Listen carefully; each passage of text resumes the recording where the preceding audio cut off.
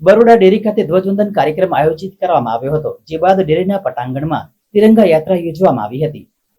સમગ્ર રાજ્ય સહિત દેશભરમાં 15મી ઓગસ્ટનું પર્વ ઉજવાયું હતું, ત્યારે બરોડા ડેરી દ્વારા પણ દર વર્ષની જેમ ધ્વજવંદન કાર્યક્રમ રાખવામાં આવ્યો હતો। આજે ધ્વજવંદન કાર્યક્રમમાં ડેરીના ચેરમેન, પ્રમુખ, ઉપપ્રમુખ, કર્મચારીઓ તથા બરોડા ડેરીના તમામ સભ્યો દ્વારા ઉપસ્થિત રહીને બરોડા ડેરીના પ્રાંગણમાં ધ્વજવંદન કરવામાં આવ્યું હતું અને ત્યારબાદ તિરંગા યાત્રા યોજવામાં આવી હતી।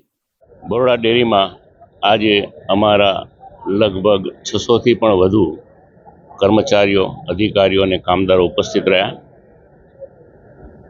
દર વખતે ધ્વજવંદનનો કાર્યક્રમ તો કરીએ જ છે, પણ આ વર્ષે બરોડા ડેરીના પ્રાંગણમાં અમે એક તિરંગા યાત્રાનું પણ આયોજન કર્યું।